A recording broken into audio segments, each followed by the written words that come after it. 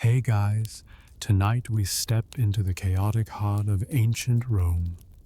Imagine yourself stepping out onto a bustling street where the air is thick with clamor, the smells of roasting meats and uncollected garbage mix unpleasantly, and the streets teem with shouting vendors, bustling pedestrians, and the occasional stray dog rooting through the filth.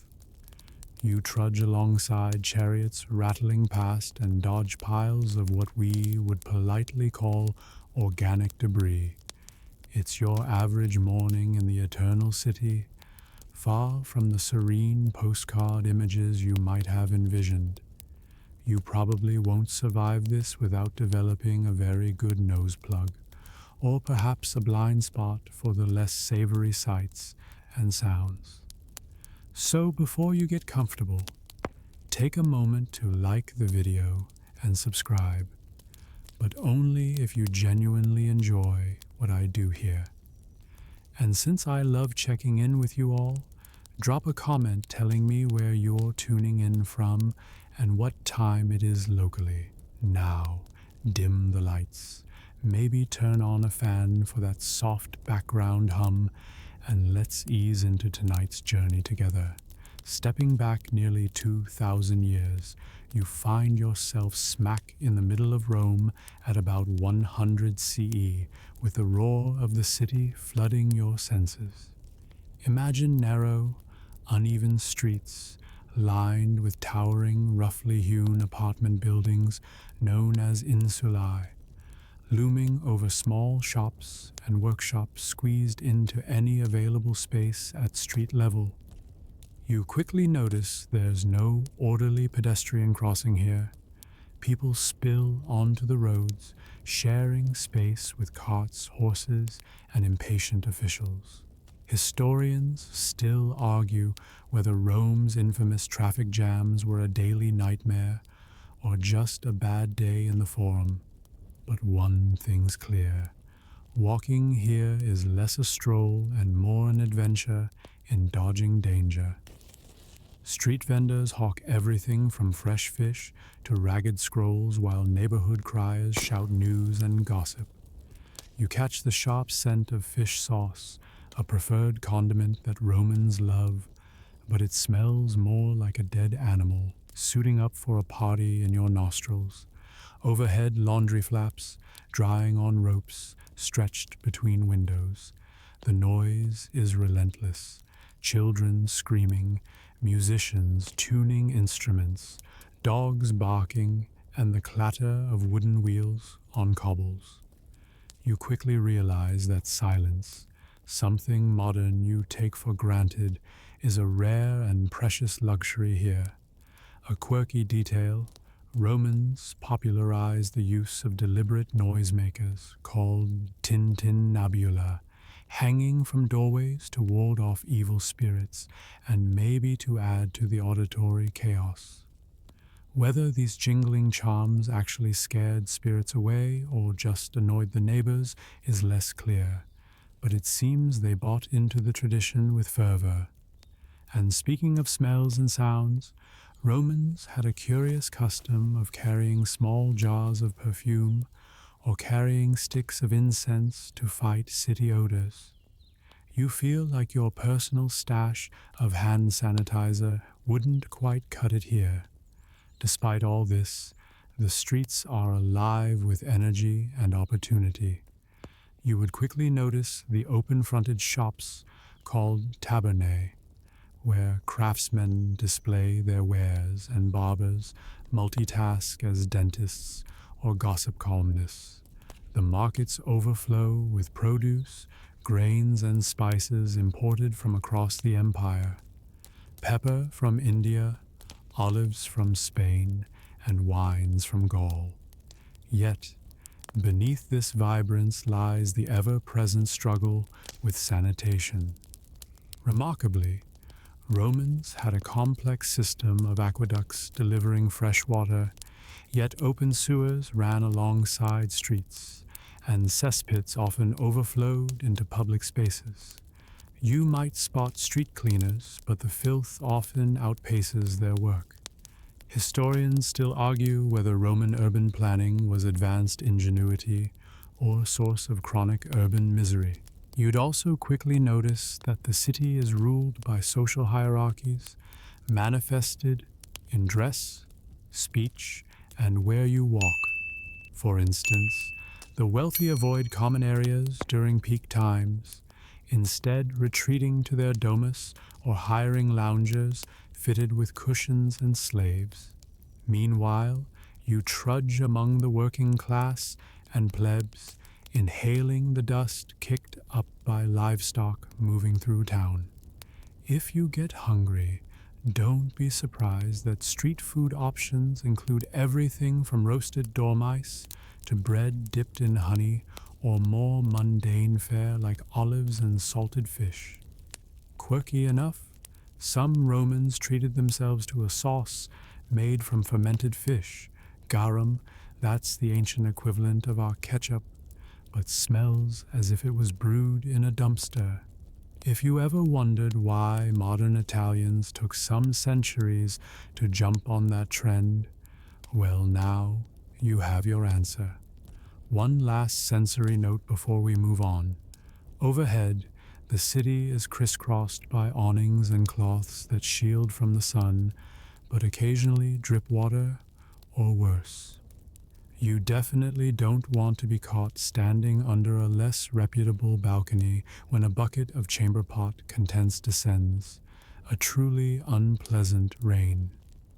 This odd custom of emptying waste into public streets is the bane of any pedestrian's existence. So, your stroll through ancient Rome feels like a survival exercise, full of awkward dodging, wincing at smells, and navigating a sensory overload that would make today's urbanites think they've landed in a crazy bazaar. So, grabbing your mental nose and perhaps a dream of quieter times, we'll soon plunge into the spectacle of the gladiators. The ancient Rome version of extreme sports, but with a lot more blood and questionable safety protocols. You step from the chaotic streets into the monumental Colosseum, Rome's grand arena, where the city's most dramatic show unfolds. The hype today? Gladiator games, a brutal mix of sporting events, blood sport, and political theater wrapped into one massive spectacle. You find a seat amid the roaring crowd, a perfect vantage point for the carnage about to unfold, and also, regrettably, for the smell of sweat, smoke, and the occasional whiff of death.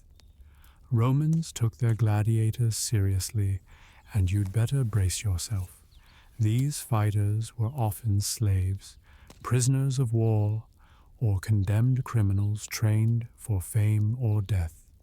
However, the perception of gladiators as bloodthirsty killers, wholly unworthy of sympathy, isn't quite accurate. In fact, gladiators were athletes, sometimes celebrities, with strict training routines and medical care rivaling modern sports medicine. Despite their often tragic origins, they walked a fine line between life and death, valor and despair. Historians still argue whether gladiators truly fought to the death every single time, or if many bouts ended in mercy or draw. A topic as controversial as whether pineapple belongs on pizza. Your seat vibrates as cheers swell. The combatants are diverse. Heavily armored murmillos wielding broadswords, nimble retiarii armed with nets and three-pronged tridents, and the rarely seen but deadly bestiarii who face off with wild animals. One quirky detail: some gladiators tattooed themselves with marks indicating loyalty to certain trainers or patrons, kind of like ancient Rome's version of fan merchandise, only stickier and far less fashion-friendly. The games themselves are highly choreographed affairs. Contrary to the popular image of pure, chaotic slaughter, many bouts followed specific rules, much like boxing or wrestling today. The referee, summa rudis, would intervene, and bouts could end in surrenders or draws if both combatants fought honorably. On the flip side, the ultimate decision, life or death, often rested with the crowd or the emperor's thumbs, a dramatic moment charged with political theater. Also, while you might think all gladiators were men, archaeologists have found evidence suggesting female gladiators existed, though rare and probably more of a novelty act. Between fights, the arena hosted staged hunts, venaciones, where exotic animals such as lions, elephants, and bears were brought in to entertain the masses. This introduced a fascinating but grim logistical challenge. The Romans imported wild beasts from across the empire, a vast and costly trade, sometimes dumping creatures ill-suited for captivity into the frenzy of the games. Imagine being a lion in Rome, far from the savannah and stuck with a front row seat to human insanity. Your senses are overwhelmed, not just by the action, but by the atmosphere. The crowd's voices rise and fall in waves, sometimes cheering, sometimes gasping, sometimes begging the emperor for mercy. Beer and wine flow freely, accompanied by snacks like nuts and roasted meats. Shouts and insults fly across the stands, some players trash-talking gladiators, others threatening political figures or rival neighborhoods. It's a spectacle as much about social drama as about the fight itself. The gladiator games weren't just about entertainment. They served as a tool for social control, political distraction, and reinforcement of Roman values like courage, endurance, and discipline. Still, historians debate just how much these values genuinely ran through the crowd's hearts versus being top-down propaganda. For example, did the plebs really identify with the doomed gladiators as heroes, or were they a form of spectacle akin to modern reality TV, enjoyed but never fully empathized with? Another surprising aspect, winning gladiators could earn fame and fortune, even buy their freedom, but it was a hard road, and the constant danger made their celebrity status fragile. Many gladiators started their careers rented out by their owners for short contracts, somewhat like athletes today, and could retire if they survived long enough, which was rare. The average gladiator's life expectancy, by some estimates, was shockingly short, often less than a year. No wonder you probably wouldn't survive this scene without developing nerves of steel. One especially quirky fringe rumor that floated around Rome was that some gladiators used a kind of crude sunblock made from crocodile dung, yes, really, to protect their skin from the sun during long hours of training and fighting outdoors. Whether this actually worked or was a disgusting myth, no one seems to agree, but it certainly adds texture and fragrance to the gladiatorial lifestyle. As the sun beats down on your head, you realize the arena is more than a place of death. It's a cultural phenomenon, a social equalizer where emperors and slaves, senators and street vendors briefly convene in shared spectacle. But don't get too cozy. The same spectacle that inspires awe could quickly turn your day into a nightmare if you're the unlucky star of the next match. Soon, your next adventure through the city's less glamorous underworld beckons. The public toilets, where socializing meets, well, human biology in a way that would make today's bathroom etiquette freak out. You venture away from the gladiator's roar and the dusty arena light into a far less glamorous but equally essential aspect of Roman life: the public toilets. Let's be honest, pooping side by side with your neighbor is the exact opposite of the privacy you expect today. But in Rome, communal latrines were a very normal part of daily routine, a strange marriage of practicality, social interaction, and yes, a little bit of stench that clings to your clothes hours later. Public toilets, or latrines if you want to get fancy, were often large stone benches with regularly spaced holes sitting over a drainage system.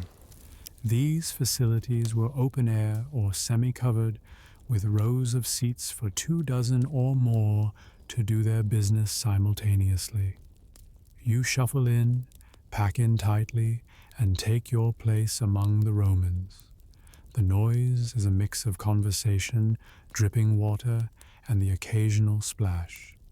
Think of it as less bathroom break and more Roman coffee shop. Now, here's the kicker. There was no toilet paper.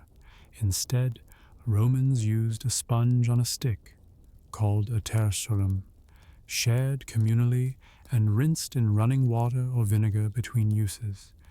Yes, it's as horrifying as it sounds, but at least there was an attempt to clean up. Historians still argue whether this practice spread disease more than it prevented, or if the semicircular design and flowing water kept things surprisingly hygienic for the era. Visiting a public toilet wasn't just about biology, it was a social event. You might chat with friends, discuss politics, or eavesdrop on gossip while taking care of nature's call. This reflects how Roman public life blurred the private and public in ways modern people completely struggle with. Imagine holding a business meeting while simultaneously multitasking your bowel movements, awkward but typical in ancient Rome. Odors naturally were not the highlight. Archaeologists have found evidence suggesting that Romans tried wildlife deterrents or herbal sprays to mask less pleasant smells, sometimes burning incense or sprinkling powdered charcoal nearby. Whether these measures worked or simply added weird scents to the latrines remains open to debate. And yes, the cramped stone seats meant no cushions. Comfort wasn't exactly on the Roman hygiene menu. Here's a quirky tidbit. Some Romans believed that latrines were places where spirits or minor gods dwelled, and that whispering a prayer before entering could protect you from bad luck or disease. The depth of superstition surrounding these seemingly mundane activities is both fascinating and kind of comforting, if it made the experience feel a bit less gross to them. Slaves often took on the menial task of cleaning and maintaining these facilities, enduring the stench daily, which highlights the harsh divisions of Roman society. Of course, the latrines were just one example of the broader sanitation struggles Rome faced. The city had complex aqueducts and sewer systems like the Cloaca Maxima, but these were marvels mixed with constant challenges and messy failures. And here's a modern parallel that might tickle you. Historians have found graffiti on latrine walls between the stone seats, funny, rude, or downright sexual, reminding you that bathroom humor hasn't changed all that much. Turns out, even when they're on the throne, Romans loved a good joke. The transition from the Colosseum's violent roar to the quiet urgency and awkward intimacy of communal toilets paints a vivid picture of how Romans grappled with the basics of daily life. Next, you'll find out what they actually ate. Spoiler alert, it's more than just bread and wine, and some dishes might make your stomach twist. You've left behind the scent-soaked seats of Roman public toilets and stepped towards the table, where the true culinary adventure or misadventure awaits. The Roman diet isn't just bread and wine, as Hollywood would have you believe. You're staring at a spread that ranges from the mundane to the downright bizarre. And if you're the picky type, brace yourself. Breakfast or ientaculum is usually a light affair. Some bread dipped in wine or olive oil, perhaps seasoned with honey. But don't get too cozy. Lunch, called prandium, could include leftovers from the previous day. Think boiled eggs, cold meat, or fruit. Dinner, cena, is the main event and varies wildly depending on social status, season, and appetite. For the Roman elite, cena was a long, multi-course affair with exotic ingredients like flamingo tongues, yes, flamingo tongues, stuffed dormice, and garum, a fish sauce so pungent that it could probably clear a room instantly. You wrinkle your nose, but remind yourself it was a prized condiment, not unlike ketchup today. Common folks had a simpler diet, focusing on porridge, vegetables, and occasionally salted fish or meat. Here's a quirky tidbit. Romans sometimes ate a condiment called defrutum, a concentrated boiled down grape juice that was used like a syrup. It might sound sweet, but it could also be bitter or sour depending on preparation. They loved surprises. Historians still argue whether garum and other fermented fish sauces contributed to a healthier gut microbiome for Romans, or were just a stinky culinary obsession.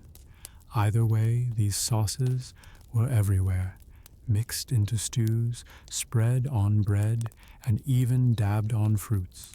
For snacks, you might find yourself munching on olives or dates, or for the adventurous, roasted snails. Apicius, a famous Roman gourmet, is rumored to have deliberately bred snails to fatten them up. Apparently, certain and surprisingly modern-looking cookbooks from the era advise you to feed snails a special diet of milk and herbs. Michelin star snails, Roman style. You might think vegetables were a staple, but they played more of a supporting role. Cabbage, leeks, and garlic were common, but the Romans also imported as much asparagus and artichokes as their economy would allow. However, their consumption habits involved more grains and pulses than fresh produce, reflecting economic and agricultural realities of the time. An interesting sensory detail. Romans often dunked bread into wine, but not the refined kind we sip today. It was often watered down, sour, and sometimes deliberately mixed with seawater to make a cheap, salty digestive. The phrase, "to wet your whistle," probably wouldn't apply here unless you enjoy an extra kick of briny bitterness with your meal. Dinner was not just about eating, but a theatrical event lasting for hours. Reclining on couches called triclinia, guests would indulge in conversations, poetry, and sometimes music. Escargot might be on the plate next to juicy figs, with dancers and entertainers roaming around you. Historians are still debating how much of this was common culture versus glorified elite decadence. Now, you've probably never thought about Roman garbage after dinner, but leftovers often weren't tossed immediately. Some wealthy Romans would send their food scraps out to their slaves, or sell cheap food to the poor made from these leftovers. Food preservation methods, smoking, salting, pickling, were common, but refrigeration was obviously non-existent. This led to frequent food spoilage and probably an early lesson on "don't eat that." Here's a curious historical debate. Some scholars suggest that the emphasis on garlic and onions in the Roman diet had medicinal underpinnings, believing these pungent bulbs fought off laziness or bad smells. But whether that's dietary fact or just superstition remains unclear. Dinner wasn't without its risks. Gluttony was both celebrated and frowned upon, and vomiting chambers in some patrician houses allowed guests to purge and keep eating. Talk about dedication. Obviously, most Romans didn't have this option, which brings us back to the reality of their diet's limited variety and seasonal fluctuations. If a particular crop failed, hunger and famine were severe concerns. So, after surviving the unique flavor cocktail of flamingo tongues and garum, you might wonder how the Romans cleaned up. The answer lies in communal baths, sweat, and water, a strange mix of hygiene and social ritual that helped cleanse more than just your body. Next up, get ready to sweat it out, Roman style. You leave the lingering taste of garum and flamboyant flamingo tongues behind you and walk toward the grand emporium of Roman social life, the public baths. Imagine stepping into a vast marble complex where the rhythm of conversation mixes with the sound of rushing water, steam rising like ethereal ghosts from heated pools. The scent of olive oil, sweat, and sometimes unfortunate unwashed bodies hangs in the air. You probably won't survive this plunge without noticing how critical and complicated these baths were for Romans. Public baths, or thermae, were so much more than places to get clean. They were essentially the social media of their day, except with fewer cat videos and more actual cats wandering around ancient plumbing. Everyone from senators to slaves could rub elbows here, though social class still dictated which parts of the baths you could access. You might start in the tepidarium, warm room, progress to the caldarium, hot bath, and eventually dip into the frigidarium, cold plunge pool, if you're feeling brave. Here's a quirky tidbit. Romans didn't use soap. Instead, they slathered their bodies with olive oil and then scraped it off with a tool called a strigil, a curved metal blade. Imagine scrubbing off grime and dead skin by literally scraping it off like a caveman using a credit card. Historians still argue whether this was a purely hygienic practice or also a form of skin treatment that modern science is just beginning to understand. The baths were not merely about personal hygiene. They were a place to network, gossip, and conduct business deals. You might catch philosophers debating, politicians whispering away plans, or athletes resting after hard training. And oh, the rituals. Bathers would first exercise in the palestra, a courtyard, then sweat it out in the steamy rooms, and finally cool off, a cycle that probably felt like a spa day, but with more shouting and less cucumber water. One fascinating detail, the baths were heated by ingenious hypocaust systems, an early form of central heating where hot air circulated under the floors and through hollow walls.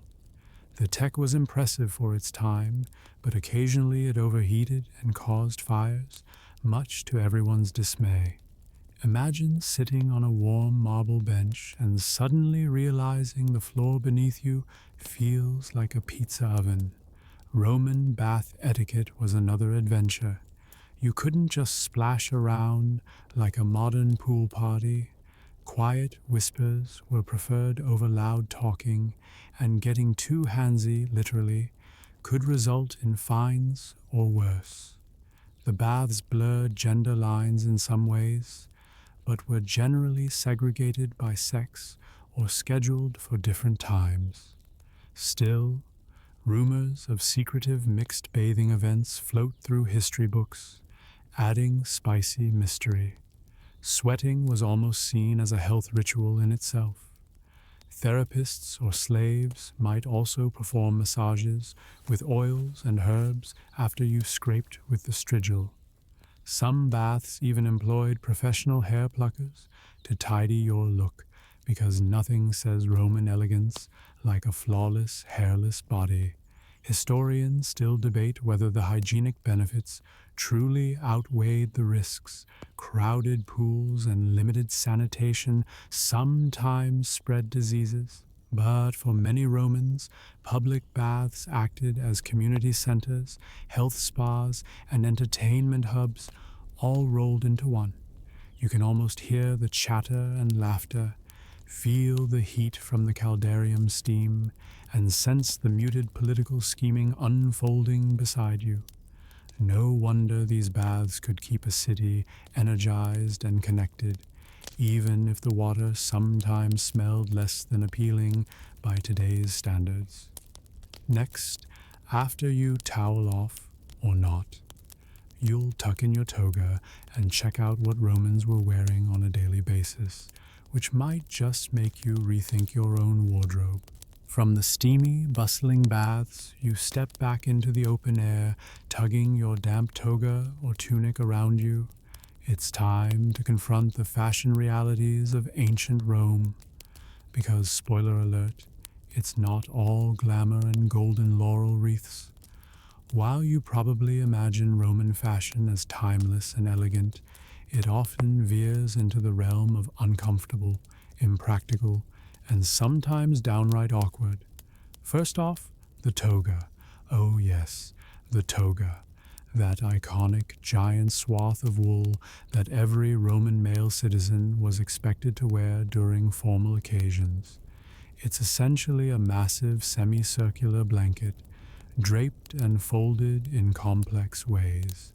Think of it as trying to wrap yourself in an octopus made of heavy fabric that won't cooperate. On a hot day, you probably won't survive wearing one for long without resorting to some sort of toga tie hack. And since it's made from wool, which is itchy and heavy, it's far from the breezy Grecian wear people might expect.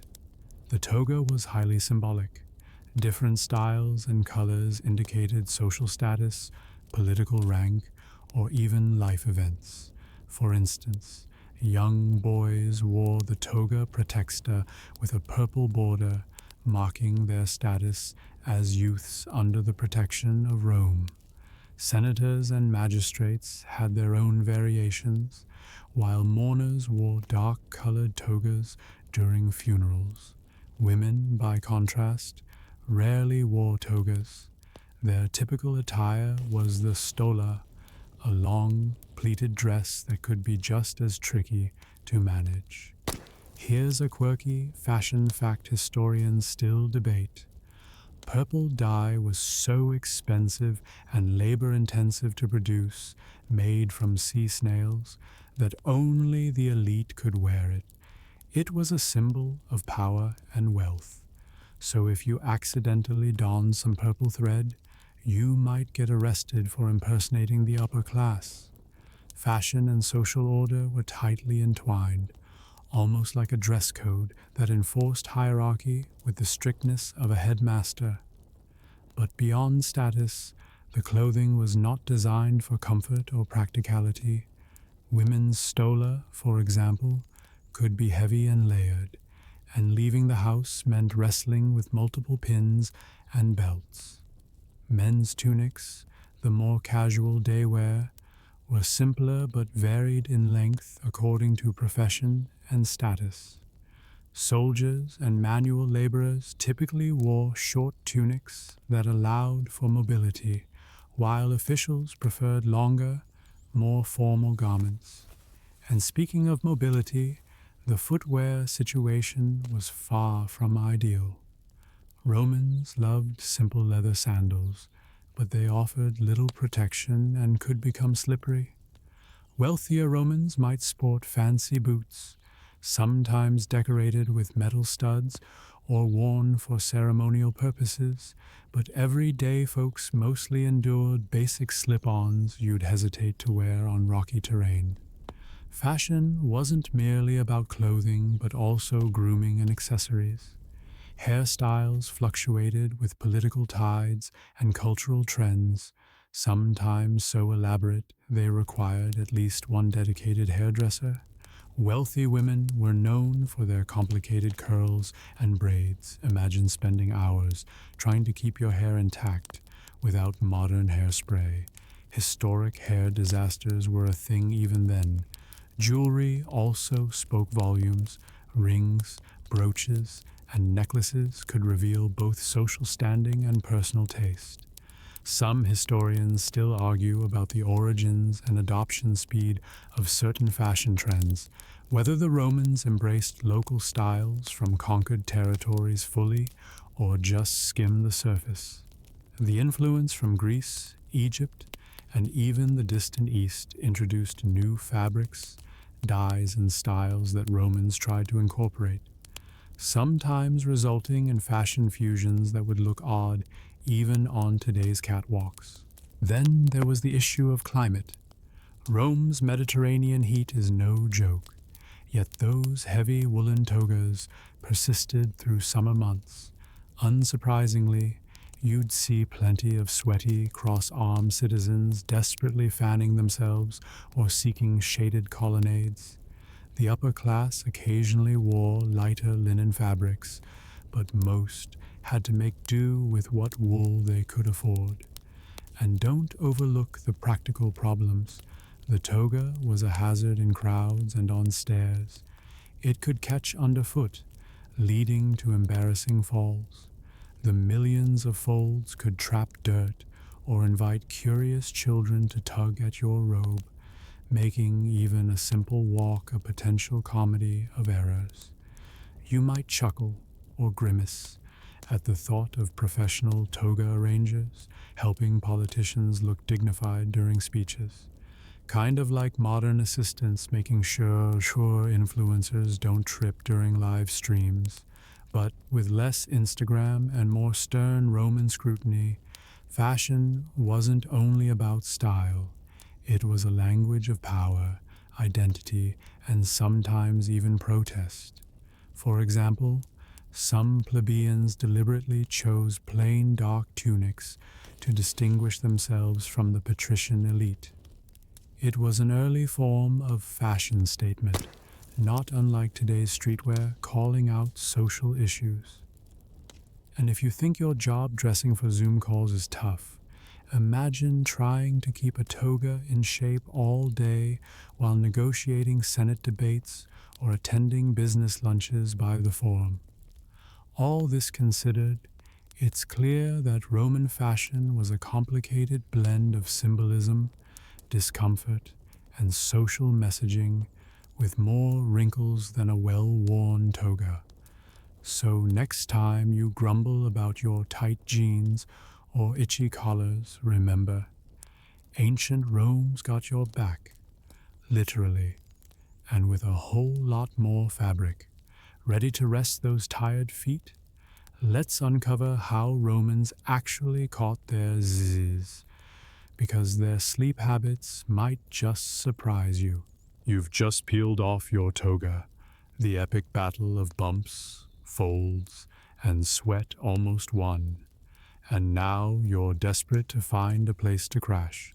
But before you flop on the nearest bed and scroll through your imaginary Roman Netflix, let's talk about how sleeping actually worked in ancient Rome. Because, spoiler alert, it's not like how you hit the pillow after a long day of emails and toga wrangling.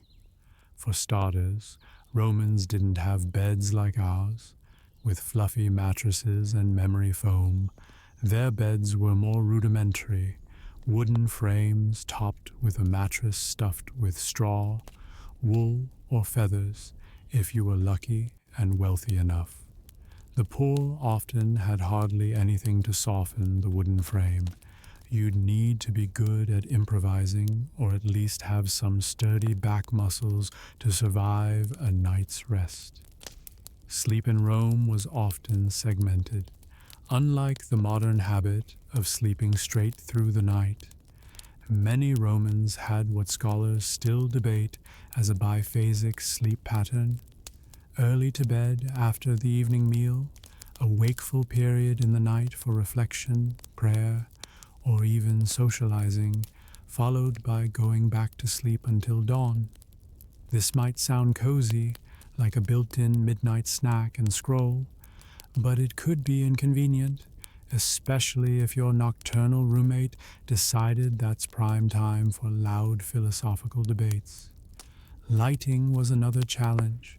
Wax or tallow candles existed, but were expensive and smoky, and oil lamps were the preferred, yet flickering light source. Preparing for bed meant settling down in semi-darkness, squinting at shadows dancing on the walls. The scent of burning oil, mixed with the mustiness of fabric and old wood, created an unmistakable bedtime ambiance. More earthy than lavender, let's say. But sleep wasn't entirely about comfort or quiet. Nighttime noises presented their own brand of Roman ambiance. Street vendors shouting their last calls, the barking of dogs, and occasionally a drunken reveler who's had one too many at the local taberna. The ever-present risk of fires in dense urban areas also kept some light sleepers perpetually wary, with neighbors jumping up to help or just hopping over a burning wall. If you were wealthy, you might have an entirely different experience. Imagine a featherbed chamber adorned with curtains to shield against drafts and curious servants making sure you're comfortable. The elite sometimes had separate rooms for different times of day, a sleeping chamber and a triclinum or dining room, so they could lounge and sleep flexibly without being disturbed. But for the average Roman, these luxuries were absent.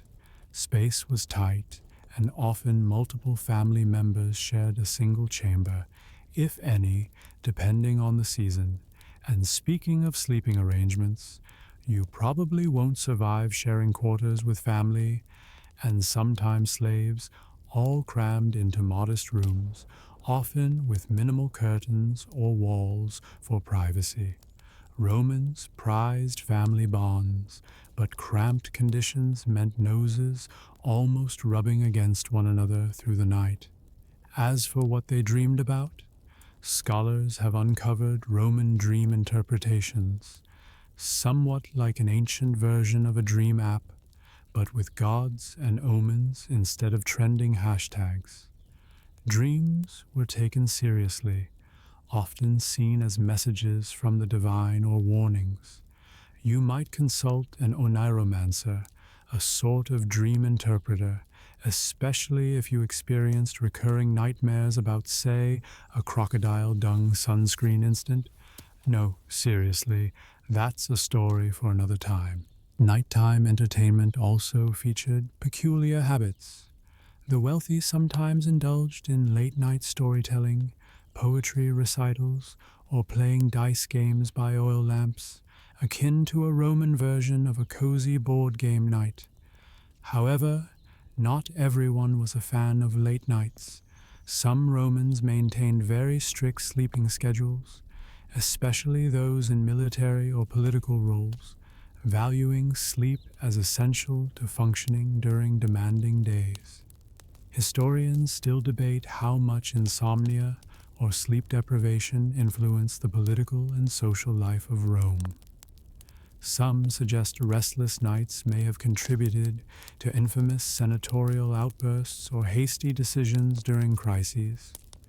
Ever wonder if Julius Caesar's stabbing was partly due to grumpiness from lack of rest? The jury's still out.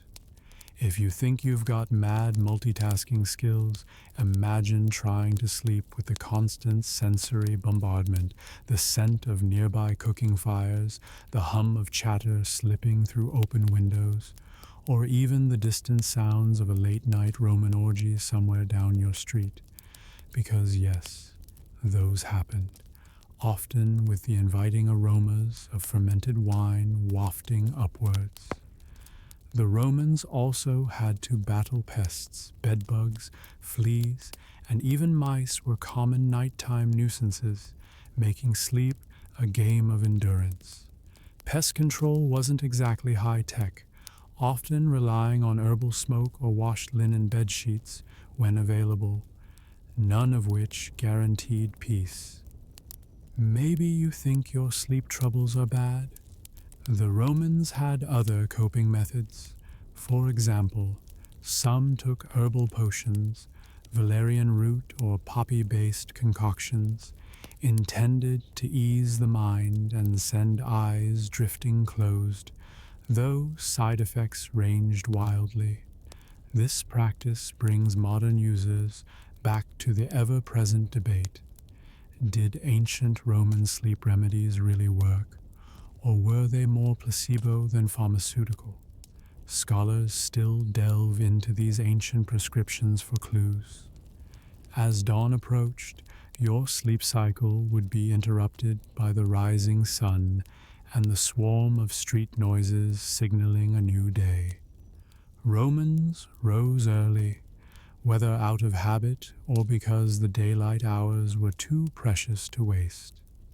So before diving into your first breakfast of the day, more on that later, you gaze around your Roman bedroom or stable with thin walls and wonder just how many restless nights you'll endure before you get used to it.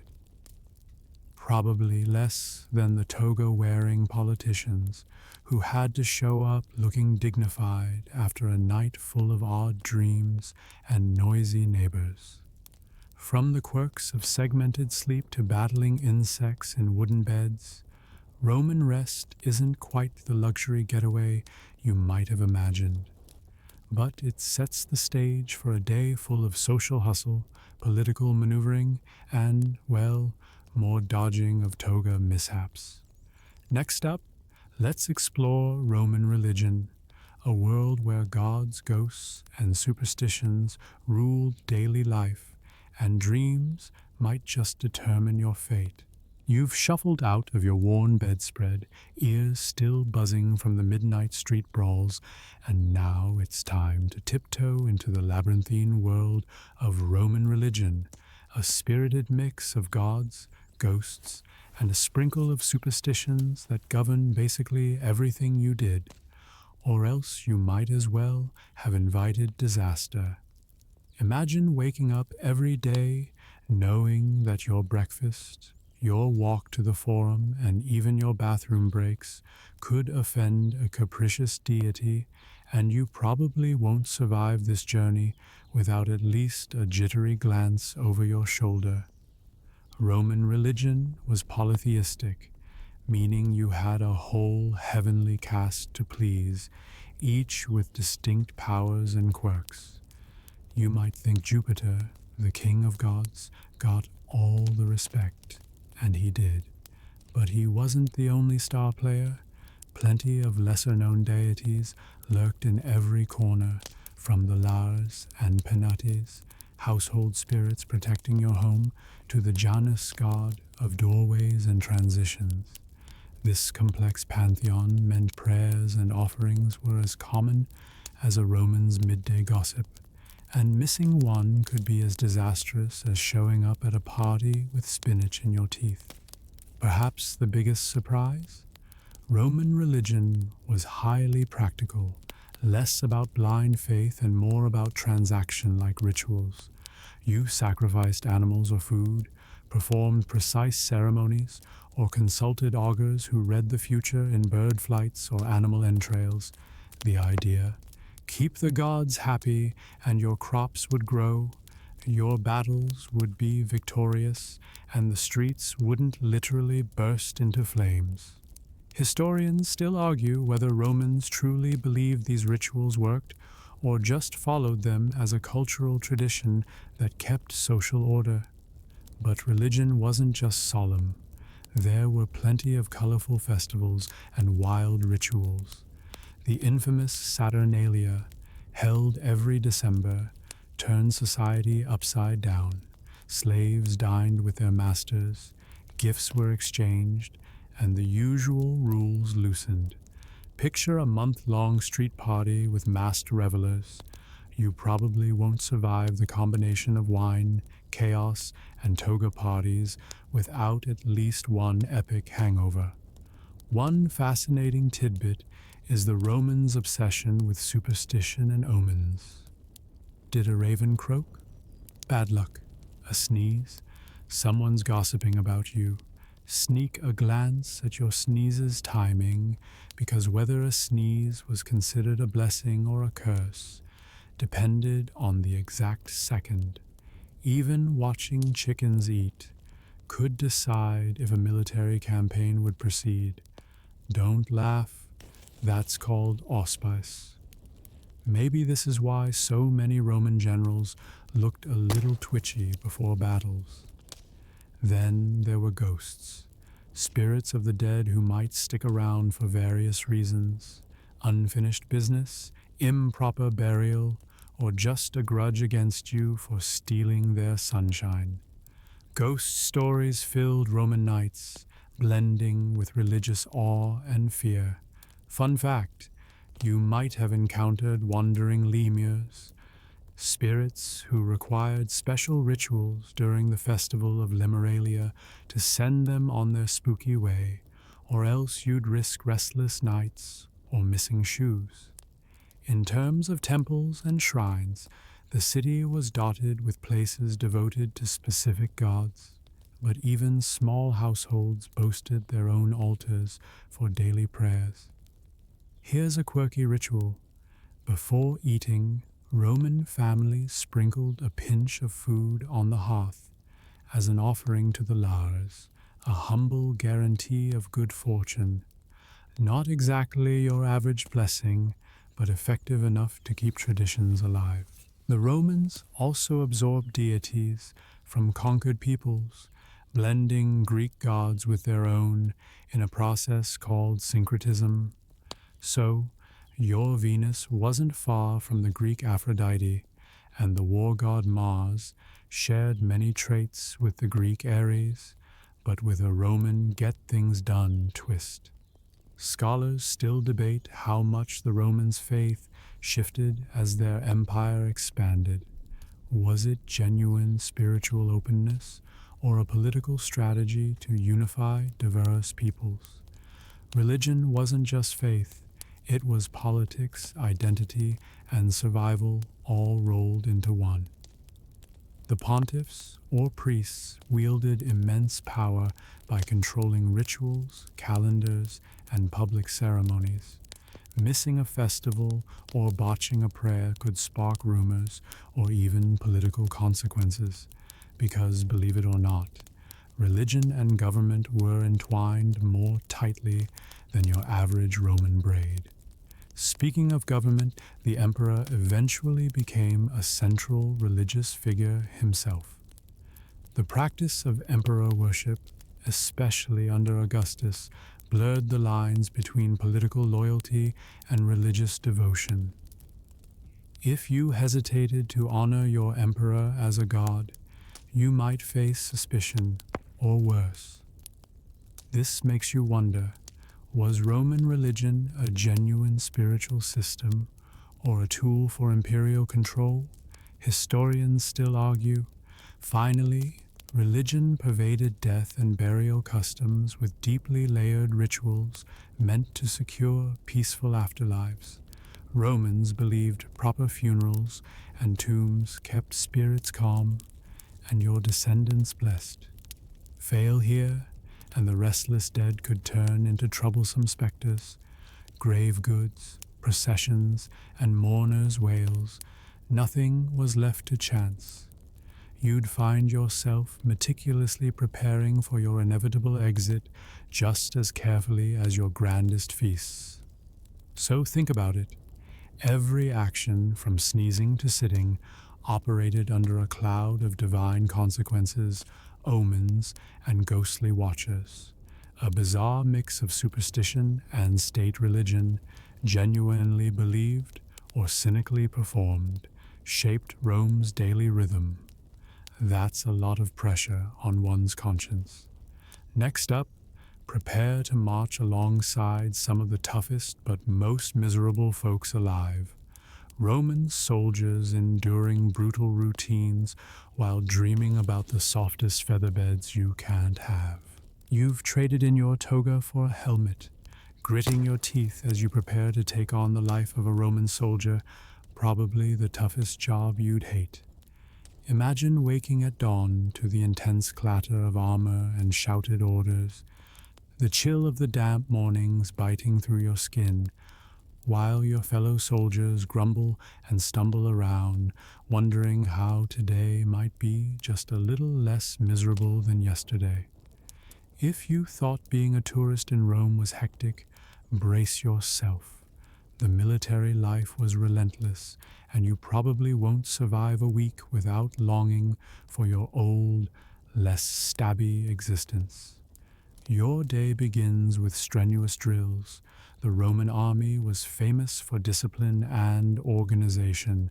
Their training turned amateurs into clockwork killing machines, capable of building forts, marching dozens of miles, and fighting with startling precision. The legionaries trained in formations like the famous testudo, a tortoise shield wall that made them nearly impenetrable to arrows, and ironically resembled a giant medieval couch made of steel. Historians still argue whether this legendary formation was as effective in real battle or more of a psychological trick to intimidate enemies. Despite their skill, soldier life was harsh, and desertion rates suggest many dreamt of jumping ship, or rather, deserting camp on foot. You'd be muttering curses under your breath while polishing armor, digging trenches, and enduring measly rations of bread and salted pork. The diet wasn't glamorous. Grains, cheese, and cheap wine made up your meals, sometimes mixed with posca, a vinegar water drink that probably tasted like an old shoe. No Michelin stars here, just fuel to keep you marching. You're a cog in an immense war machine whose dominant purpose is the expansion and defense of the empire.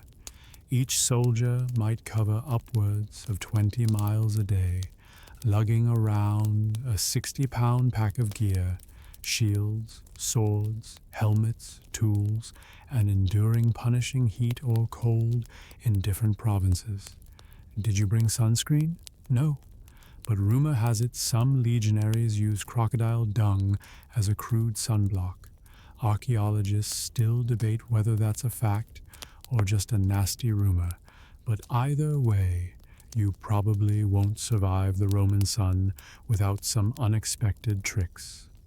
Discipline was brutal.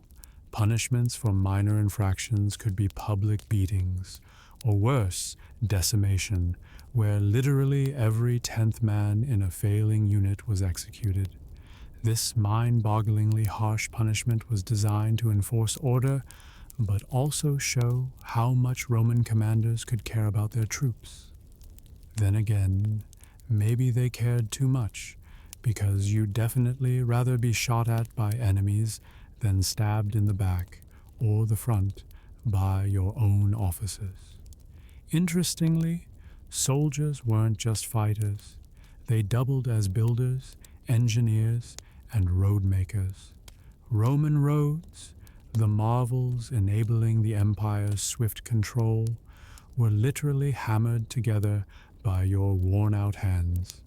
Each march took you past construction projects and fortifications you helped raise, brick by brick, mile by mile, making you part of Rome's famous infrastructure legacy, often while dreaming of home or a warm bath. Speaking of baths, soldiers coveted the public baths of Rome, places where sweat and grime were washed away and social statuses blurred a little. But you wouldn't exactly be relaxing with some soothing oils. Bathhouses could be noisy, crowded, and surprisingly competitive, like a cross between a gym locker room and a political rally, complete with matchmaking schemes and whispered gossip about which general was on the emperor's bad side. Historians still argue whether bathhouses unified soldiers culturally or increased disease spread among the ranks, a kind of ancient Roman germ warfare nobody signed up for. Your gear was both a lifeline and a burden. The gladius, a short stabbing sword, was deadly in battle, but awkward for everyday use. Your lorica segmentata, the iconic segmented armor, clanked and pinched, chafing your skin after hours of wear. Roman military fashion was functional, but hardly comfortable, a fact often overshadowed by the romanticized idea of the fearless legionary. Fashion fails? Absolutely. The army camp orders your whole day. Even sleep wasn't guaranteed. Sentries stood watch in staggered shifts, eyes straining through the darkness for any threat. Dreams were probably filled with a comforting fleece bed or at least a less cold bunker. Some soldiers carried small charms or amulets, hoping for divine protection, ironically echoing the religious superstitions we touched on earlier. An intriguing fact: many soldiers served long terms, around 25 years, after which they could become Roman citizens if they weren't already. An alluring promise that tied personal futures to the empire's expansion. Still, being on the front lines meant facing fierce enemies, from Germanic tribes to Parthians, steadily reminding you that this job was one step above a frontline gladiator. Military life shaped the empire's destiny, but also sowed seeds of discontent and rebellion. Mutinies, secret plots, and political machinations ran rampant, showing that discipline could only control so much human frustration. If you thought the senator's drama was bad, you haven't heard the barracks gossip. So next time you get annoyed by your alarm clock or a long commute, remember you probably wouldn't last a day as a Roman soldier, marching, fighting, building, and dreaming of a soft pillow that didn't exist. Now, let's look at what school felt like for Roman children, the ancient version of homework hell, where naps were optional, but memorizing poetry was mandatory. You trade your helmet and armor for the slightly less torturous role of a Roman child, diving headfirst into education, a world that might make even modern students groan. Homework? Check. Strict teachers? Definitely. Endless memorization? Oh yes. Yet understanding the Roman schooling system is a fascinating window into childhood back then, and why you probably wouldn't have survived the ancient version of back to school without daydreaming about escaping to the countryside. Your school day begins early, often in a small sunlit room or sometimes outdoors if the weather gods favor you. As a boy, especially if you belong to a wealthy family, education is nearly mandatory, but girls often had more informal learning routes, which historians still argue about regarding their literacy levels and opportunities. You sit on hard benches, parchments, or wax tablets in hand, and prepare to memorize lines and riddles that might make your modern brain short-circuit. The first teacher you meet, the literator, is like a tough drill sergeant, but with a pencil. Learning to read and write Latin is your first challenge. The alphabet, basic grammar, and simple words are drilled into you through repetition that rivals any modern flashcard session. Imagine struggling with the letter V, which doubled as a U, making spelling an ancient puzzle. And instead of a fun English teacher, you get a grumpy man with a switch, a thin rod or stick to enforce discipline. you learn fast to avoid his wrath because, believe it or not, corporal punishment was the norm. Historians still argue whether these teachers were rigorous educators or exploitation-driven pedants, but the frustration and fear they inspired seem universal. If this sounds harsh, wait until you meet the next teacher, the grammaticus, usually for older kids, who forces you to memorize poetry by Homer or Virgil, drilling literature into your brain like a relentless earworm. You probably can't imagine memorizing entire epic poems in a language that's not exactly simple. But recitation mattered. It was a mark of social status and intellect, with well-versed youths gaining prestige. The ability to quote Virgil at a dinner party was like dropping a well-timed meme today. Math wasn't easy either, dominated by the mysterious abacus, an ancient counting frame that looked like a wooden rack with beads, your ancient calculator. Mastering it was crucial for future careers in commerce, administration, or the military. Unlike modern calculators, you didn't just punch buttons. You had to know all the rules, which, for Roman numerals, could be the algebraic equivalent of solving a Rubik's Cube blindfolded. By the time you reach rhetoric classes, you're being raised to be a politician or lawyer, if your parents had the coins. Rhetoric classes involve delivering speeches, perfecting gestures, and mastering argument strategies. Imagine acting out court battles where your flair might decide your social success. Historians still debate how genuine this education was for ordinary Romans, since schooling was often limited to the elite. For the average kid, practical skills often overshadow formal learning. Interestingly, school wasn't always serious. Children played games to sharpen skills, like Ludus Latrunculorum, a strategic board game somewhat like chess, suggesting leisure and learning intertwined more than you'd expect. Discipline permeated everything, from memorizing dictations to copying texts without error, and daydreaming was punished mercilessly. One strange fact: some wealthy boys had Greek tutors to learn philosophy and mathematics, displaying how Greece's intellectual prestige influenced Rome's elites, even if it drove kids crazy. Your parents and teachers hoped education would mold you into a stalwart Roman citizen, capable of public service and loyalty. It wasn't just knowledge, but character and discipline that counted, a bit like boot camp with books instead of swords. Sleep? Well, not much is acknowledged during the school day. Most kids worked from dawn till late afternoon, with little time for naps, unlike earlier Roman sleep habits we discussed, which leave historians debating daily rest patterns. Food? Students often carried snacks like olives or bread, but gourmet lunches were reserved for adults and wealthy families. Quirky tidbit: writing tablets were sometimes wax-coated wooden boards, so you could erase mistakes, a primitive form of the modern whiteboard. Despite all this, education was a privilege.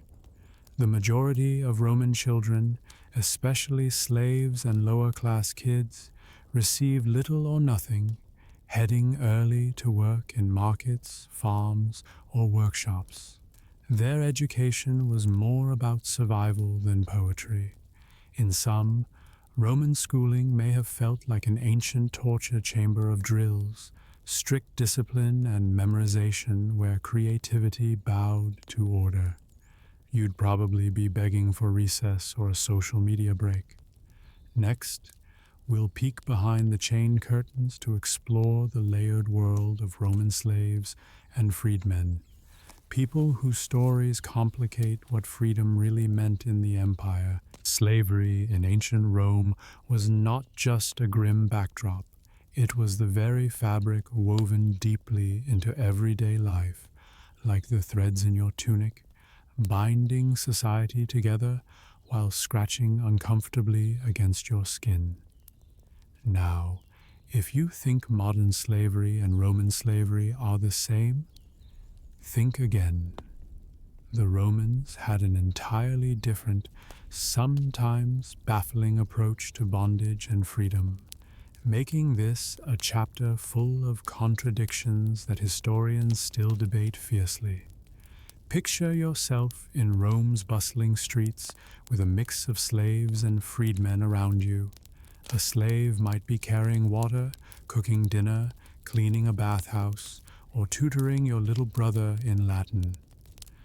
But unlike the cold, black and white understanding of slavery today, Roman slaves were incredibly diverse. From captured soldiers and debtors to orphans, and even some born into bondage. Some were chained and mistreated like you'd imagine. Others lived in surprisingly comfortable households, almost like highly regulated employees whose fortunes could rise or fall drastically. You could, paradoxically, be a slave who handles your master's money, runs shops, or even manages properties, a far cry from a simple captive. Some slaves became quite powerful behind the scenes, guiding political decisions or shaping wealthy families' fortunes. This blurred the line between master and servant in ways that historians still argue over. Was a wealthy slave actually free in all but name? An oddly bright quirk of slavery. A successful slave could earn peculium, a small chest of savings that allowed him to buy freedom over time, usually with the master's consent. This token of hope was a tangible pathway from captivity to citizen status, although it was fraught with setbacks and depended heavily on luck, personality, and mercy. Once freed, these former slaves, known as liberty or freedmen, entered an in-between social class with peculiar perks and limitations.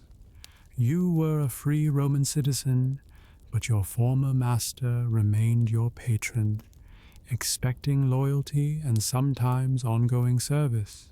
Freedmen could become wealthy and influential, but they carried a permanent badge of their servile origins, which might breed stigma or social sneers.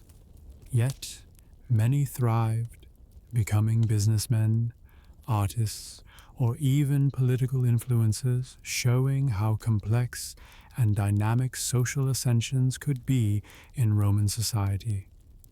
Interestingly, women slaves sometimes gained power through intimate relationships with their masters, bearing children who blurred social lines further. Historians still debate how much agency these women exercised versus how much they were pawns in a rigid patriarchal game. Your mental image might waver between pity and admiration. The law itself was a curious beast. While slaves were legally property, Roman law forbade some blatant abuses common in other cultures, such as killing a slave without trial under certain emperors. This created a paradoxical environment where maltreatment was common, but some regulations existed for their protection. This legal ambiguity is a favorite rabbit hole for scholars exploring Roman morality and pragmatism. Another fun, quirky tidbit.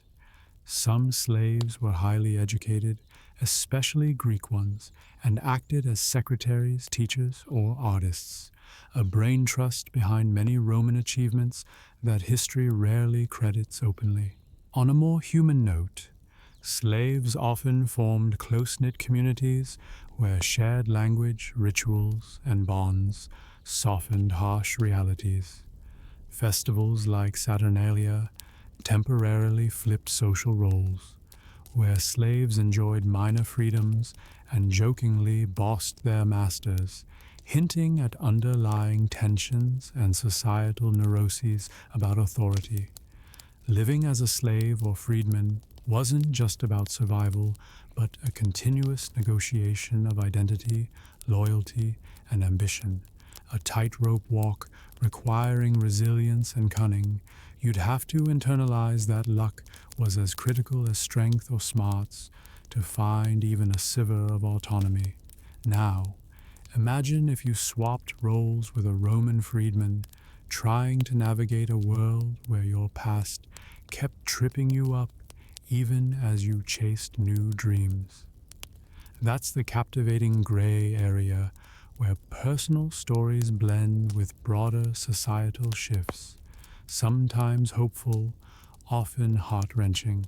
Next, we step into the political jungle of Rome's Senate, where power games, whispers, and stabs, mostly verbal but occasionally literal, kept the heart of the empire pounding, and where even your best friendships might end with a thrown dagger. Now, as you slip from the lives of slaves and freedmen's intricate resilience into the grand marble halls and smoky back rooms of Roman power, welcome to the Senate, Rome's own theater of drama, betrayal, and political theater where everyone talks with daggers disguised as words. You're immediately struck by the cacophony of heated debates, whispered intrigues, and the occasional overly dramatic fainting fit. Power in Rome wasn't just about laws or armies, it was a never-ending, messy game of influence and survival, where your closest ally could be plotting your downfall by lunchtime. Historians still argue whether this cutthroat politicking actually helped Rome govern effectively or just prolonged chaos. Imagine stepping into the Curia Julia, the Senate House filled with toga-clad men whose opinions carried the fate of provinces, armies, and sometimes even emperors. The Senate, originally an advisory body to kings and later consuls, evolved into a powerful political forum dominated by aristocrats who loved nothing more than a good power play. There's an odd ritual to their meetings, grand speeches, grander egos, and plenty of coughing to interrupt rivals' points. While you might expect them to be solemn statesmen, many senators were more like ambitious reality TV stars, scheming for fame, money, and glory. Here's a quirky tidbit that's too good to miss. Senators were forbidden by law to gamble, but secretly bets ran wild, sometimes on who would survive the next debate or rise in rank. So the stakes were high, and the dice were metaphorical but lethal in suspense. Also, while you imagine that public service was a noble calling, many senators were notorious for using their positions to enrich themselves, feathering their nests at the expense of taxpayers. Remind you of anyone today? One of the most notorious political tactics was the use of oratory, the art of persuasive speech, and you'd be amazed how much loud talking and dramatic pauses could sway votes. Cicero, one of Rome's greatest speakers, often transformed dry politics into gripping theater, accusing enemies with volcanic rhetoric so fiery that some senators reportedly fled the chamber mid-speech. Historians still debate whether this rhetoric saved Rome's republic or accelerated its eventual fall. Speaking of falls, every political season was marked by conspicuous suspicions of bribery, murder, and conspiracy. There was a permanent ambient sense of paranoia, and senators could be exiled on flimsy accusations or assassinated in dark alleys, making survival a full-time, high-stakes game. Political alliances were forged and shattered like brittle glass, and betrayal hurt more than a Greek tragedy's final scene. Emperors, of course, complicated Senate dynamics. Some kept senators largely as figureheads, while others tried to employ or browbeat them into useful servitude. The transition from republic to empire didn't eliminate Senate intrigue, it just shifted players and rules. Remember your freedmen friend who rose through society? Some senators had similar dramatic stories of humble origins and ruthless ambition, illustrating Rome's weirdly porous upper class. Here's something bizarre.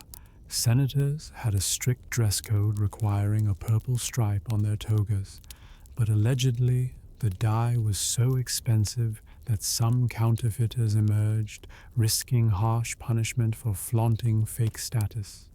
It's like the ancient Roman version of who wore it better, but with deadly stakes.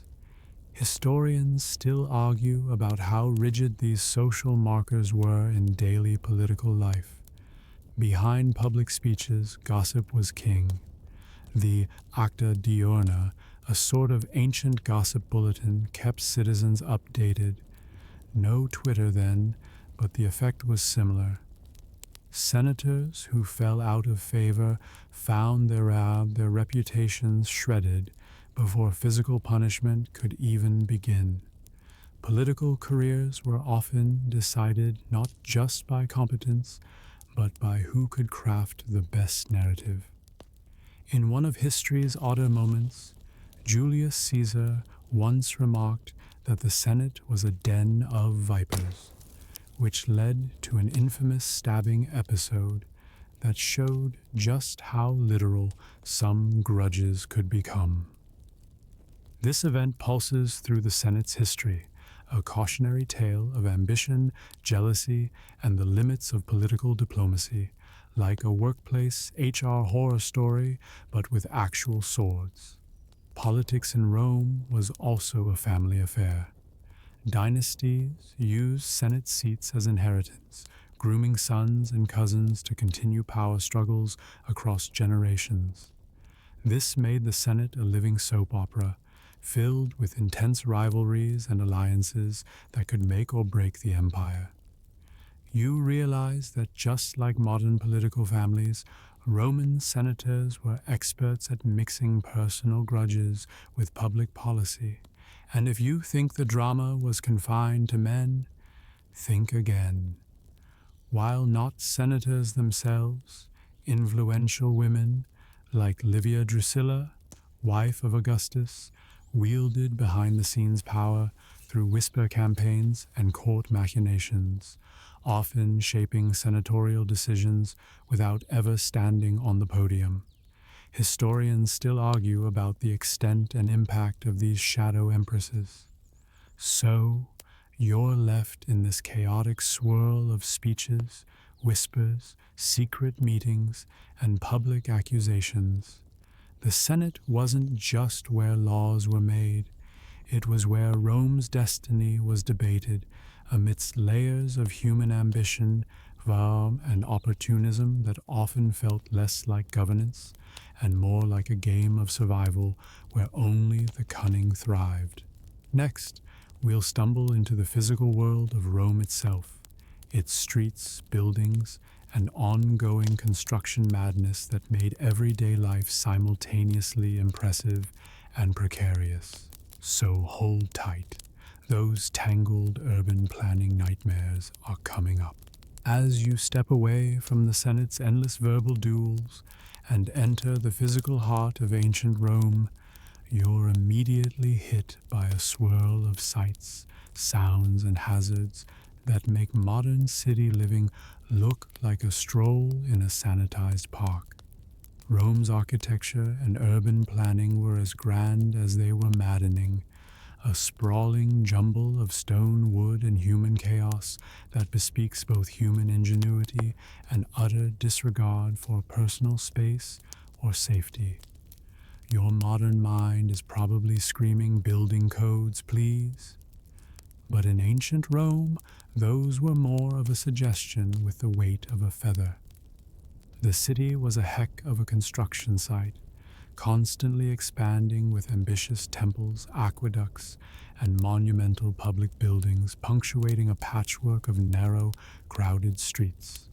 You'd trudge these streets carefully, dodging carts, livestock, and unpredictable crowds, trying not to trip over uneven cobblestones or fresh piles of filth.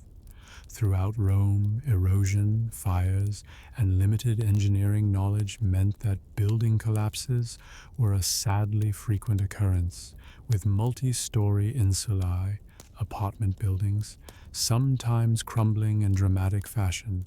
Historians still argue whether the Romans' focus on grandeur came at a dangerous cost to daily safety. One of the city's odd contradictions was the intense density packed into neighborhoods. Despite the Romans' penchant for vast, open forums and majestic temples, insulae were notorious for being cramped, damp, and flammable.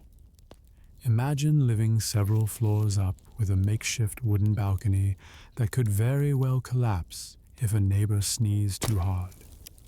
Fires were a constant hazard. You might as well carry a new hobby of firefighting while navigating your day. Emperor Nero's legacy is forever tied to the Great Fire of Rome, which, whether or not he played the fiddle while it burned, revealed just how dangerously vulnerable the city was. On a stranger note, Roman builders sometimes vaulted tunnels with concrete, one of their architectural marvels that still leaves modern engineers scratching their heads. Around you, large stone buildings stand firm, while the lower-class neighborhoods cling precariously to the idea of safety. It's like watching a high-stakes game of Jenga with centuries-old blocks. The city's infamous sewage system, the Cloaca Maxima, dazzles with its ancient engineering, an underground river carrying waste away from the city. But above ground, the streets remained a messy affair, often flooded or muddy. Sidewalks existed, but were narrow and much more suggestion than the sidewalk. You find yourself stepping gingerly to avoid slipping, or stepping into an ancient version of a garbage pit. Street layouts were anything but grid-like order. You stumble through winding, haphazard alleys full of surprises, hidden shrines, open markets, and of course, the ever-present merchants hawking everything from olives to exotic perfumes. Sometimes the streets feel claustrophobic, other times labyrinthine, but always complicated. Historians still dispute how people navigated the city efficiently without modern maps or signage, though there are hints of street names painted on walls and neighborhood markers. Among the chaos, there was an unexpected charm. Fountains poured fresh water, servants ran errands amidst barking dogs, and vendors shouted offers of bread, cheese, or more scandalous rarities like dormice. Yes, dormice, those tiny furry snacks kept in special jars and considered a delicacy. You chuckle to yourself, imagining dormouse to go, a sort of ancient Roman street food. Rome's urban planning tried, and sometimes failed, to balance public and private space. Wealthier neighborhoods boasted inner courtyards and airy atria decorated with mosaics and frescoes, while lower classes squeezed into stark, noisy insulae. Noise was constant. Remember the Senate shouting? That was nothing compared to the street-level honks, brays, and chattering. An odd quirk. Some buildings had shops with apartments above, the ancient equivalent of your corner bodega. But safety again posed issues because fires starting in a shop could quickly engulf the whole block. Firefighting crews existed but were limited, often relying on bucket brigades or demolishing buildings to create break zones. Yet, ironically, the city frequently rebuilt on the ashes, always chasing greater glory. Public spaces like forums, markets, and baths serve dual functions as social hubs and practical infrastructure, but even those weren't immune to overcrowding and poor maintenance. The nearby Roman Forum could be packed like a festival, filled with street performers, politicians campaigning, and sometimes violent protests. Ever feel like a crowded plaza is stressful? Rome took it up several notches. Even the city's water supply system had its complications. Aqueducts poured in millions of gallons daily, but water distribution mainly favored the wealthy and public fountains, leaving many poorer districts thirsty or reliant on less sanitary sources. This disparity shaped much of the city's health and comfort levels. Urban planners may have been geniuses, but let's just say their social justice game was weak. Needless to say, waste disposal remained a perennial nightmare. While the Cloaca Maxima was impressive, people still dumped garbage into the streets or the Tiber River, creating health hazards. Rats thrived, and odor was a constant feature of city life. You might pinch your nose more often than you check your pockets. To add a dash of quirky trivia, some Romans decorated building facades with phallic amulets as supposed protections against the evil eye, turning the cityscape into an odd charm parade. You can't decide if that's comforting or weirdly awkward.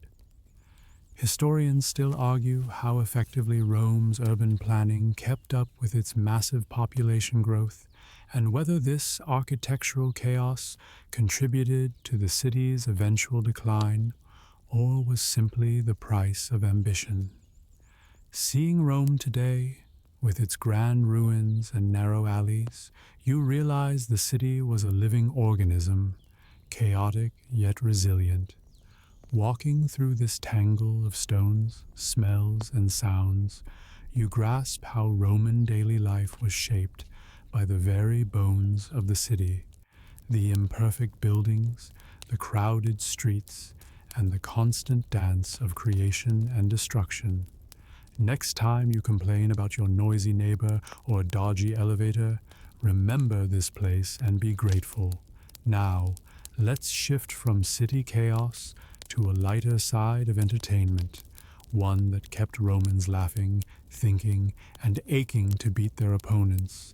Not just gladiators, but fellow citizens at games much closer to home.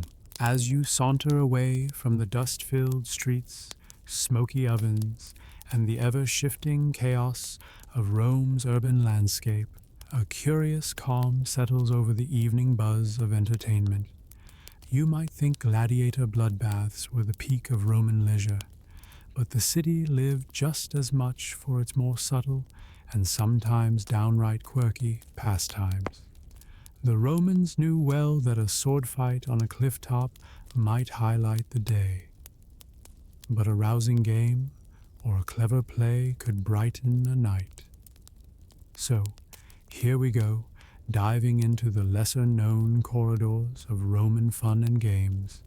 Picture yourself sitting on simple wooden benches, not too far from the Forum or the Circus Maximus, as a troupe of actors prepares to perform. The ancient Roman theater was no mere sit-and-watch affair, but a vibrant spectacle mixing drama, comedy, and enough political satire to make any modern Twitter feed blush. You'd hear the exaggerated voices of actors wearing grotesque masks. Some say this was to amplify their voice.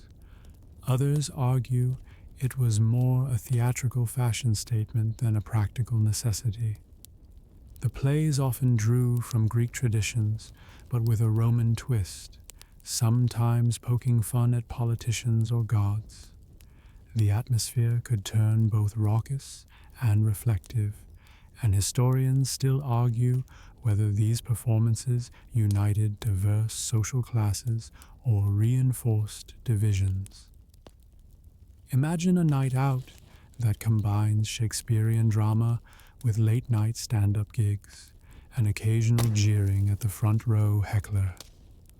Off stage, a quieter form of entertainment was taking place. Board games. The Romans loved to play games like Ludus Latrunculorum, a strategy game somewhat akin to chess. You'd find grown men, youths, and even women leaning over wooden boards, sliding pieces carved from bone or ivory, all in intense concentration.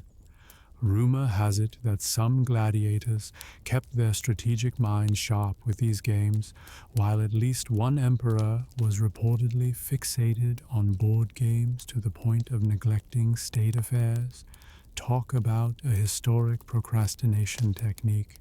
Another crowd pleaser was dice. Yes, the same dice games your friends still hinge Friday nights on, minus the influence of electric lighting or online streams. Romans often gambled with nuts or small stones, and cheating was famous enough that laws tried to crack down on it, but with debatable success. Historians debate whether Roman dice games were purely for gambling or also served religious or ritualistic purposes. Next time your cousin pulls a sneaky dice move, blame ancient Rome. While physical sports captured some audiences, wrestling and ball games like harpastum were popular.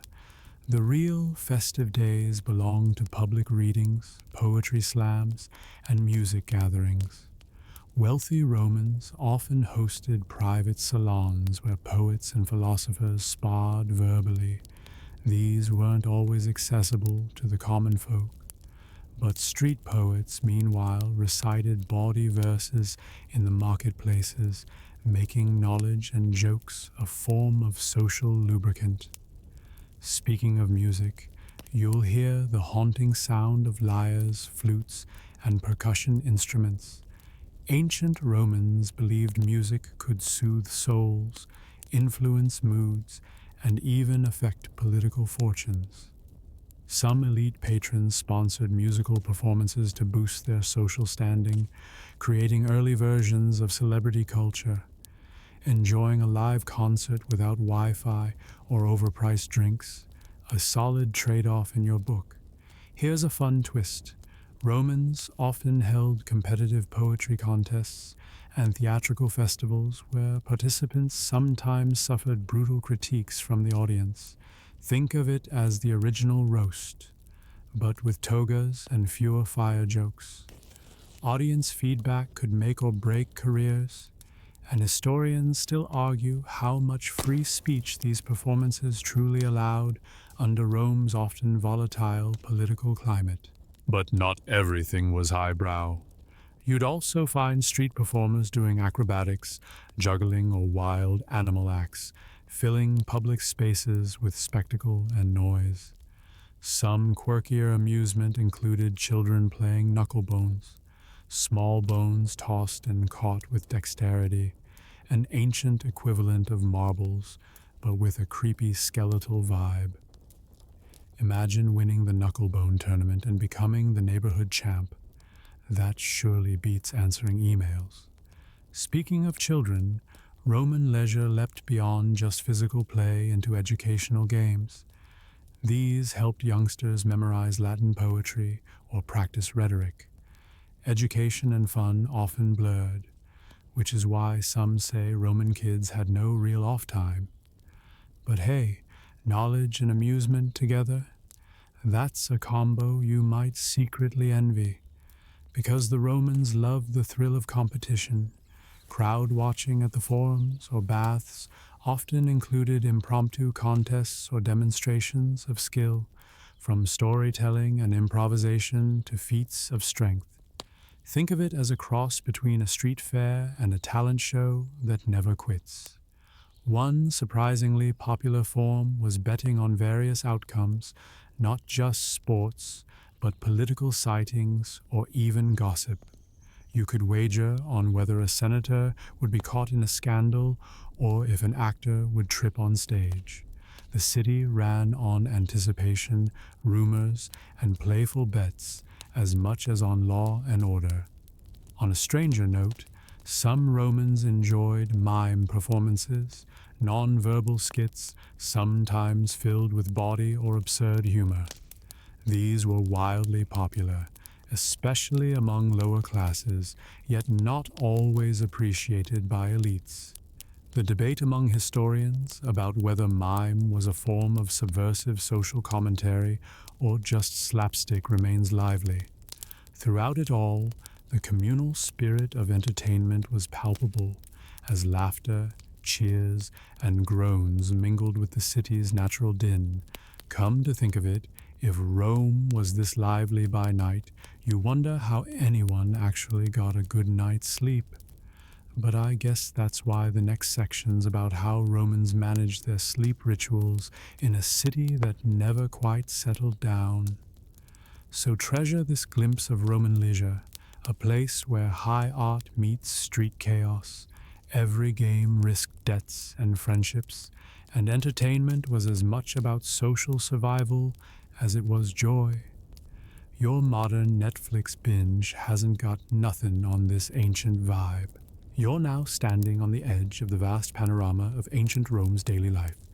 The cacophonous streets, the brutal arenas, the sprawling baths, and even those tense Senate chambers. Looking back, it's tempting to romanticize the city, the architectural marvel, the cultural jubilee, the empire's grandeur. But before you start planning your toga party or getting hyped for an Instagram-worthy Roman holiday, here's the sobering, unvarnished truth. You wouldn't last a day, not really, and probably not even an hour. The pace of life in Rome was relentless, and survival meant enduring challenges that go way beyond missing the latest smartphone update or Netflix buffering. First off, the pollution, though pollution barely captures the thick, smoky stew of animal dung fires, uncollected garbage, and overcrowded streets. Imagine navigating a crush of bustling merchants shouting over livestock, mingling with street vendors, hawking anything from honey-roasted dormice to oddly flavored garum fish sauce, all under the eye of a sun that doesn't pause because you're sticky with sweat. Historians still argue whether this urban milieu was as much a health hazard as a cultural melting pot. But one thing's clear, the smell alone might have knocked out anyone not born and bred to it. Now, if you thought modern traffic jams were frustrating, try dodging the constant stream of horse-drawn carts, chariots, and pedestrians without a grumble from anyone else breathing in your face or elbowing you. The Roman streets weren't designed with your convenience in mind. Curbs were low, paving stones uneven, and occasional human waste deposits made every step a careful calculation. That pothole you swore was just the city's uneven planning? Nope. That's ancient Rome's version of a UPS delivery mishap. As for water and sanitation, brace yourself. Public latrines sounded communal, but were a social minefield with no privacy curtains, shared sponges on sticks for wiping, and plenty of awkward eye contact. Think about that next time you complain about your bathroom being occupied. Cleanliness was a concept, but its enforcement was spotty at best. Disease outbreaks weren't if, but when, and medical knowledge lagged behind the mess by centuries. Historians still debate how much the Romans' famous aqueducts actually improved public health versus just creating grand monuments for bragging rights. Health issues aside, the socio-political environment was a minefield. Every street corner could be the stage for a heated debate, a sudden arrest, or a more subtle power play cloaked in layers of etiquette and Latin rhetoric. The political games were brutal, backstabbing almost a sport, and loyalty as fleeting as the latest emperor's favor. You'd better get good at reading between the lines, mastering sarcasm, and keeping your voice low when chatting with new acquaintances. One wrong word in the wrong forum, and you might find yourself exiled or worse. Work was grueling, from farmers whose days started with dawn's first light, to scribes hunched over wax tablets, to slaves who toiled endlessly without hope of respite. Remember how gladiators had a killer job? Well, most Romans had jobs you'd consider soul-crushing, but inconveniently necessary for survival. And leisure? Sure, we just talked about that. But don't forget it was often just a temporary escape, not a constant state. Social mobility was limited, and the class divide wasn't shy about showing teeth. Even your daily meals, while exotic, came with risks. The infamous Roman garum could be delicious or deadly, and food preservation wasn't exactly foolproof. Dining like a Roman might sound fun until you realize that food poisoning was common and kitchen hygiene was optimistic. Plus, every meal was also a subtle performance of status, requiring you to know which dishes to serve, how to comport yourself, and what topics to avoid lest your dining companions whisper behind your back for weeks. Clothing? You'd be sweating buckets in the wool heavy enough to survive a Roman winter, if you managed to get the drape and fold of your toga set just right without falling flat on your face. And why bother? The sun was brutal, the city dusty, and fashion police just brutal in their own way. Slip up, and you become the fodder for sarcastic commentaries in the local taverns. When night comes and you hope for rest, you face the city's cacophony anew. Street noise, late-night chatter, and the ever-present risk of theft or worse might keep you wide awake. Sleeping on pallets or sharing rooms with multiple family members or more meant privacy was a luxury, and good dreams were rarer than gold coins. And yet, for all these brutal realities, people lived, laughed, loved, and built an empire that still fascinates us today. Your ancestors, or future historians, might roll their eyes at your modern complaints, noisy neighbors, slow Wi-Fi, or unpredictable weather, but trust me, they'd have zero patience for Rome's daily grind. So, as charming as it is to imagine yourself as a Roman citizen, gladiator, or senator for a day, the honest conclusion is clear. You'd fold under the pressure, lose your mind over the smells, or get tangled in the labyrinthine politics before midday. Ancient Rome was a marvel, a mess, and a test of endurance, and the modern world's comforts only make our survival chances look slightly better. But hey, don't let that spoil your romantic visions too much. After all, it's the stories of grit, chaos, and humanity that make Rome unforgettable. You'll sleep better tonight knowing just how tough it was, and maybe appreciate your evening routine a little more, despite all its Netflix buffering. As your eyes grow heavy, and this journey through ancient Rome settles softly into the quiet corners of your mind, take a moment to breathe. Imagine the distant echo of chariot wheels fading into a whisper, the flickering torchlight gently dimming, and the vibrant city slowly drifting into dusk's embrace. The scents of burning wood and freshly baked bread fade like a gentle memory, replaced by a cool night breeze brushing softly against your skin. Let go of the hustle and bustle, the dust, and the noise that never stopped in those ancient streets. Embrace the stillness unfolding within you now. You're safe here, far from the city's relentless pace, undisturbed by its grime or cruel politics. Here, calm settles like a warm blanket, wrapping you in quiet peace. Remember, the past is a place to visit, not live in. It holds lessons and stories that flicker like ancient flames, bright, warm, but best appreciated from a comfortable distance. So, as you drift toward your dreams, carry with you the wonder and mystery of Rome, feeling grateful for your cozy bed and a world designed for rest. Slow your thoughts, soften your breath, and let sleep's gentle tide carry you into a night filled with tranquility. Tomorrow will be brighter, easier, and filled with modern conveniences that ancient Rome could only dream of. Good night, and may your dreams be pleasant and peaceful.